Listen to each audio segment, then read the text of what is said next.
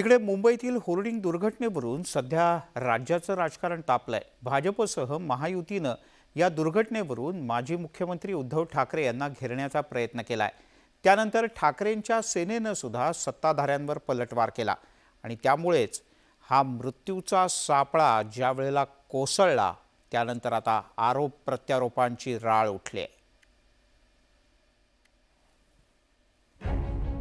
Hoarding प्रकरणावरून टीकेचं धोरण, आरोप प्रत्यारोपांनी तापलं राजकारण। इतकं स्वस्त झालंय का मुंबईकरांचं मरण? राजकारण्यांना मुंबईकरांचा सवाल। भावेश भिंडे आणि उद्धव ठाकरे यांचा मातोश्रीवरचा हा फोटो, हाच फोटो शेअर करत भाजपचे आमदार राम कदम यांनी नव्या वादाला तोंड फोडलंय। ठाकरे आणि भिंडे यांचे काय संबंध आहेत असा प्रश्न भाजपच्या नेत्यांनी केलाय। आणि या घटनेला जो जबाबदार आहे भावेश भिडे याला स्वतः श्रीमान उद्धव ठाकरे आपल्या घरात म्हणजे मातोश्रीमध्ये बोलावून फुलांचा पुष्पगुच्छ देत आहे। काय पराक्रम केलाय भावेश भिडेंनी? कोण लागतो हा तुमचा? काय संबंध आहेत याचे आणि उपाटाचे? या दुर्घटनेचे जे जबाबदार आहेत,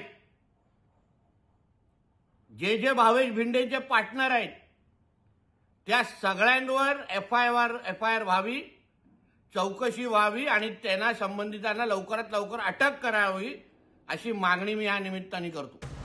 भाजपचे नेते थेट ठाकरेंवर आरोप करत असले तरी राष्ट्रवादीच्या भुजबळांनी मात्र या प्रकरणाच्या चौकशीची मागणी करत राजकारण टाळण्याचा सल्ला आपल्या सहकाऱ्यांना दिलाय।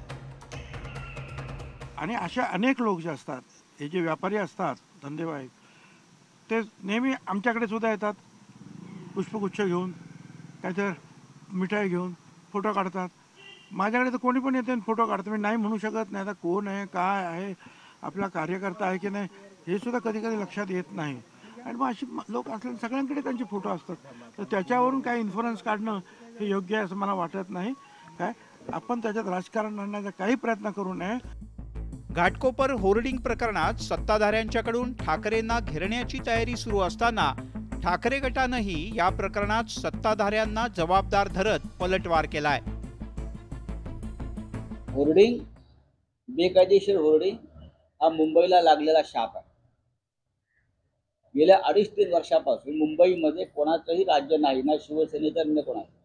भारतीय जनता पक्ष, शिंदे गट हे प्रशासनाच्या माध्यमातून राज्य करत आहे। त्याच्यामुळे कालच्या अपघाताला आणि मृत्यूला हेच जबाबदार। आमच्याबरोबर फोटो असणं, असे मी कित्येक फोटो मुख्यमंत्र्यांचे दाखवू शकतो, उपमुख्यमंत्र्यांचे दाखवू शकतो, सराईत गुन्हेगारांबरोबरचे फोटो दाखवू शकतो, सराईत गुन्हेगारांच्या घरी गेलेल्यांचे फोटो दाखवू शकतो, ज्यांच्याबरोबर त्यांच्या मुलांचे फोटो आहेत असे मी दाखवू शकतो। त्याच्यामुळे ते काय सगळे काय गुन्हेगार ताबडतोब ठरत नाहीत। परंतु माझं म्हणणं असं आहे की भावेश भिडेला त्याच्यावरती कारवाई व्हायलाच पाहिजे, पण त्याचबरोबर खारघर दुर्घटनेसाठी जे कोण जबाबदार होते यांच्यावरती देखील कारवाई झाली पाहिजे। होर्डिंग दुर्घटनेवरून राजकीय चिखलफेक सुरू झाली आहे। मात्र या दुर्घटनेची जबाबदारी घेण्यास कुठलाही राजकीय पक्ष तयार नसल्याचं दिसतंय। राजकीय पक्ष एकमेकांवर आरोप प्रत्यारोप करत असतानाच मुंबईकरांचा जीव इतका स्वस्त झालाय का असा प्रश्न विचारला जातोय। Bureau report, news 18 Lokmat.